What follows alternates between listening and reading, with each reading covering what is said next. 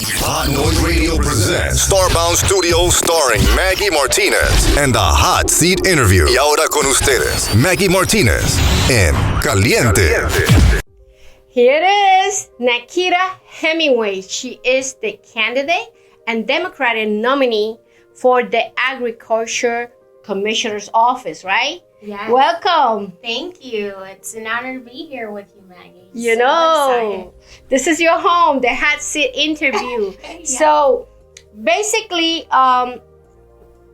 first of all, it is incredible that a woman is running for this office. I love that fact. But what will you do that is outside the box? What you gonna bring to the table?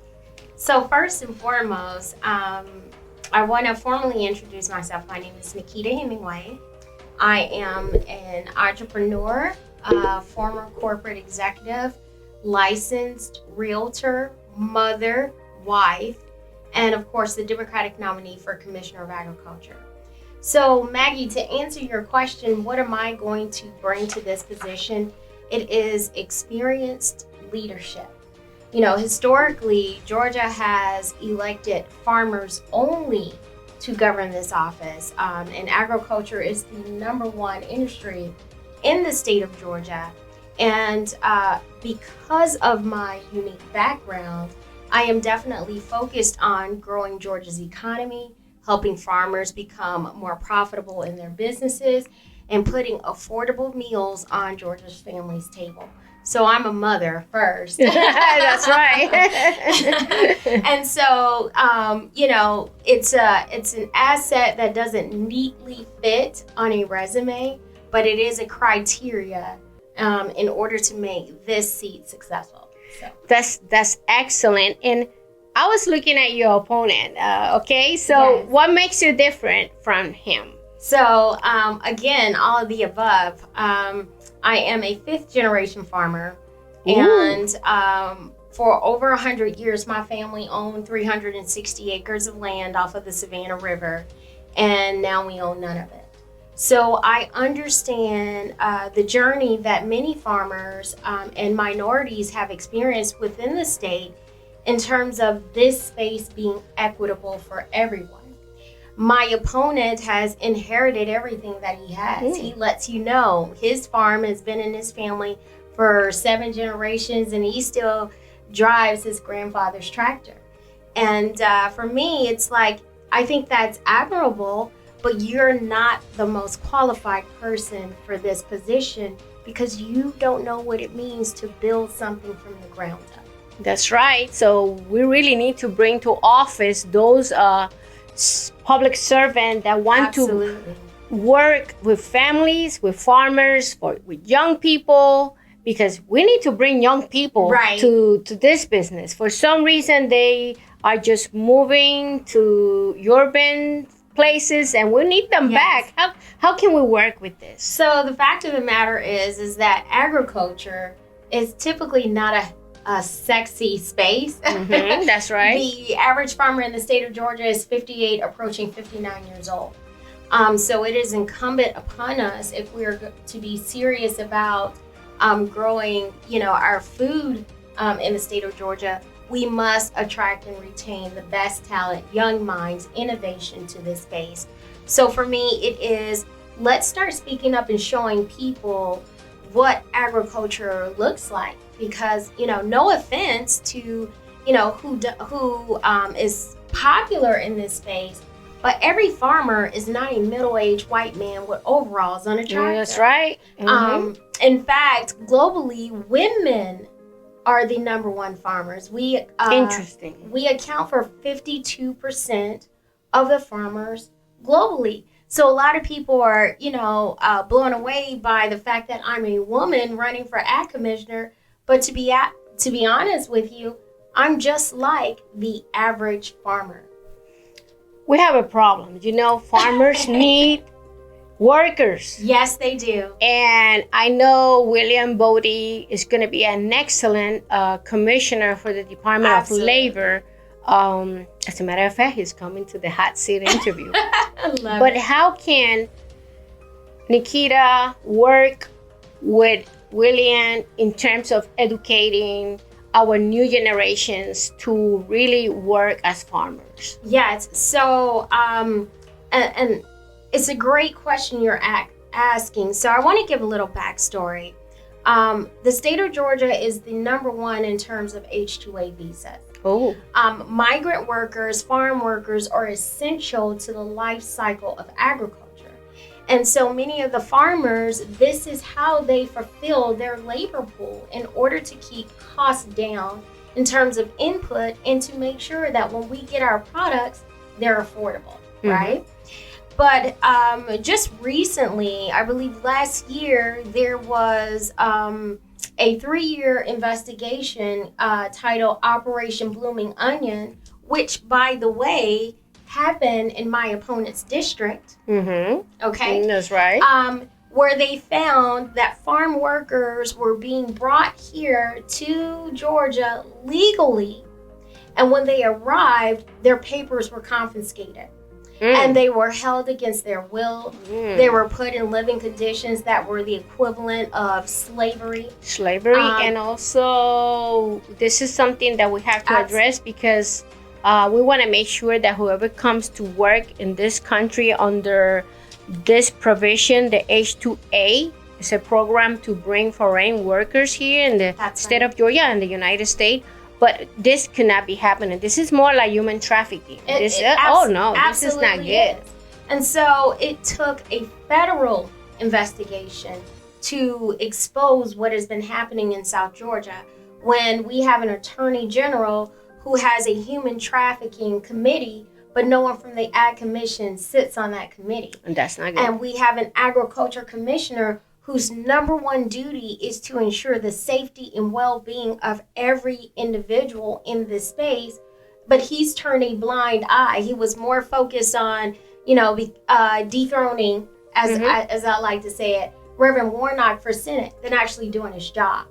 So we definitely have a humanitarian issue here in the state of Georgia that we absolutely must address. And when I look around, there is no one more qualified than I am to address those issues. Number one, I want everyone to know that Georgia is a great place to come to work, to build a future, to build a business in. And to feel safe. Absolutely. Because if you don't feel safe, this is not the place to come. Correct. And so for me, when I am elected, we are going to create a anonymous reporting hotline. So if you see something, you don't have to be silent and you don't have to worry about your personal security in order to report what is going on. Because it's going to take all of us to reach out and protect everyone. We've got to work together. The other thing I'm going to do is create pathways for farmers to be profitable and for them to legally hire the staff that they need and under conditions that are suitable for those workers and also for those farmers. So it really is leaning into the mindset of what would God want us to do, right? We can make money, and there's lots of money to make in this space, but we must begin first by treating people equitably and respectfully. That's right. And ensuring that Georgia is always on the right side of the law. And how can we help minorities, Afro-Americans, Asian, to get into this business? Because a lot of people don't know this is a very lucrative business. Absolutely. We're talking about not millions, billions of dollars, because Georgia is the number one state in terms of farming. And I am a person that I would like to have a farm, definitely. The only thing that I have put at the backyard is corn and some peppers, but it's a good start, It is. It's a great start. Many of the people who are now leaning into this space never grew a garden until the pandemic happened. And now it's contagious and they love being outdoors and they're thinking about what are all the possibilities in this space. But let's be real. Because there are 68,000 farmers in the state of Georgia right now. And majority of those farmers must maintain a 9-to-5 job in order to be profitable. So even though there is a lot of money in this space and a lot of opportunity, we haven't had the type of leadership sitting in the right rooms at the right tables to unlock these potential. So what you see happening is our legislators tend to pass policy regulation that supports big ag or mid-sized farm entities or certain niche while negating the needs of other farmers. And what I say is there is space for everyone. Mm-hmm. We have got to create market opportunities for small growers, home, those gardeners who have a large enough backyard and they just want to see if there's an opportunity for them. That is why leadership matters. So it's not just about understanding agriculture. It is also about understanding business, the economy, and knowing how to make money. And that is something that I hold in spades over my opponent. I didn't know that Georgia has so many farms. And as a retired teacher, I never brought my students to a farm. Yes. I think we need to start early for the young kids to fall in love with farming. What do you think about this, and how can we educate our children about this so they become farmers? Yes, so just this past legislation session, a couple of legislators on the Ag Committee did pass legislation to support the incorporation of agriculture education in a K through 12 curriculum throughout the state of Georgia. However, it doesn't have to stop there. My two younger children have always been engaged in the agricultural process. My son, before he could walk well, put on his pants, he would have his Pampers on, his rain boots on, and a hoodie, and he's walking around giving fictitious tours of his farm. And when you talk to my children, they're now 5 and 7, it's not, the conversation's never, what are you going to be when you grow up? For them it is, we are farmers. It's a very powerful thing because I like that. Yes, we are farmers. Exactly. That should be the hashtag. Yes. We are farmers. And so what they recognize is the power of their contributions now. It gives them confidence. It allows them to be a part of the process, and they're curious. So they're exploring nature and understanding that there's more to learning that is what is contained in a traditional educational setting. So I believe that if we expose all of Georgia's children to this space, not just in a traditional classroom setting, that we're instilling in them a good confidence, leadership skills from the very beginning. And most important, how cool is it to be a part of your own food system? That's awesome. You feel powerful. When I get my peppers, I feel so happy, and I don't want nobody to touch them. Right. And for us, snacks at our home, we don't have candies, cookies, any of that. My kids will walk out of our backyard and go pick berries and sit outside and eat those berries. I love that. It's like we're not having this battle over, well, that's not healthy for you. It is, they're getting all the natural healthy things because they're excited about being a part of that process. So, and talking about that, what are your thoughts about medical marijuana and cultivation in the state of Georgia? Yes. So, great question. And on the campaign trail, I make sure that I take time to educate voters.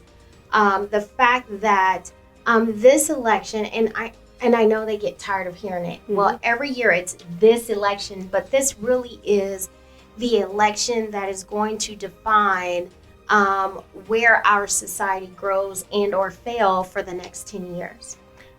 In November, the 2023 Farm Bill will be written. So who we send back or who we send to Congress and U.S. Senate is going to play a vital role in that. In the state of Georgia, we are a THC-only legal state. However, when I look at the opportunities in the hemp cannabis cultivation space, I recognize that we're leaving money on the table. Mm-hmm. And we have an opportunity to reverse our mindsets around this so that we can begin to make the necessary steps to be a global leader. The state of Georgia has the westernmost ports on the eastern seaboard, and we are the 10th largest exporting state in the nation. So Georgia farmers can become a vital contributor in the global hemp and cannabis space. But it starts with proper leadership, recognizing where the opportunities are and not limiting it to just THC only. Hemp and cannabis has the ability to regenerate the soil, which is very important if we're talking about climate change, right? Sustainable agriculture. In places like Chernobyl and, in China where they had nuclear reactors, blow up and disasters, they're using cannabis and sunflowers to help remove radiation, toxins, heavy metals, not only out of the soil, but also out of the atmosphere. So it really is about reimagining all of the possibilities that are in this space and giving our farmers the opportunity to cultivate this plant for more than one thing. There is a win in this for everyone. We don't have to regulate from the mindset of where we're going to be limited, because that's what they do, and make sure we secure the opportunities for one group and keep another group out. And what I'm saying is, let's not regulate. Let's not put those roadblocks up, and let's create opportunities for the farmers, not only in Georgia, but in the United States, to become profitable. Because guess what? China is doing it. Canada is doing it. So Puerto Rico is doing it. Absolutely. So if we don't address this now, America and the state of Georgia will be left behind. And that's not good, because we're leaving money on the table. Yes. We understand that GATE, which GATE means, for those that are out there, it's an exemption of taxes for the farmers. What is your take about GATE? How can we improve this? Because the audits are saying that it's not good. How can we work with this when you get to be the commissioner? So what I like about the GATES program is it really helps farmers to lower their input costs, because they don't have to pay taxes on the raw materials or the seeds, the fertilizer, the equipment they need to operate their business. For the state of Georgia, I believe if we are to look at the tax earning potential for the state, the best way we accomplish that is by supporting farmers of all sizes, so that farmers in Georgia are not losing money, but they're actually becoming profitable. It's incumbent upon the state, if we invest in our farmers and their success, we're also investing in the revenue the state gets, which ultimately lower taxpayers' contributions. And we're able to fund more projects throughout the state, like getting hospitals in rural parts of Georgia, like making sure we have grocery stores and farmers markets throughout the state, like making sure we have broadband and internet access and economic opportunity throughout the state. The more money Georgia makes, the better off we are. And I see untapped potential in agriculture. One thing for sure is that farmers market, somehow they have to reinvent themselves. Yeah. Where my son lives in Serenbe, I call it Serenbe, but it's really Serenbe, that's in Coweta County. Saturdays, they open a farmers market right there where they live, and a lot of people come and buy their veggies and everything they need for the week. Isn't that awesome? I love it. Yes, and I think the farmers market, somehow they have to reinvent themselves to bring the farmers market to their community. Do you think this is something you could add up to your platform? Absolutely. It's been a part of my platform since the moment I signed my name to this race.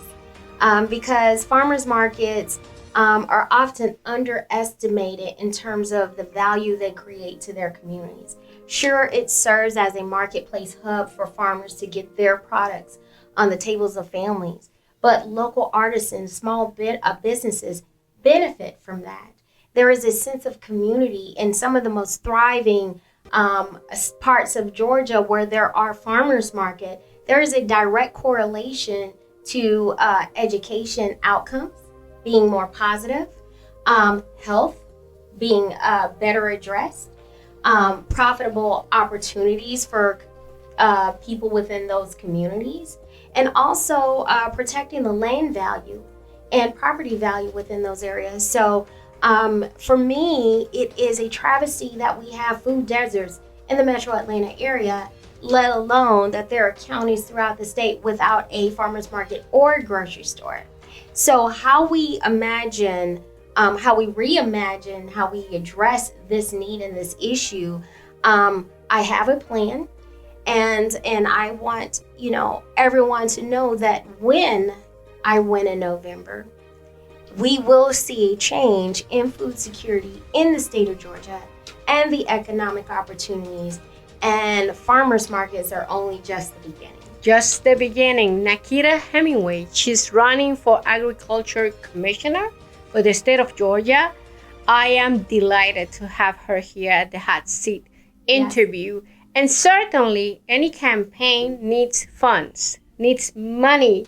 Yes. What can you tell those people out there that, how can they contact you? How can they visit your website? How can they go in and help you? Yes. So first and foremost, I want people to know that no donation is too small. We can take $400 and reach 10,000 voters. Wow. So, this is, if you don't have a lot to give me $7. That's the equivalent of one McDonald's meal, right? That's right. And we can bring change to Georgia that all of our families need to see. If you're interested in contacting my campaign, our website is nakitahemingway.com, and that is spelled NAKITAHEMINGWAY.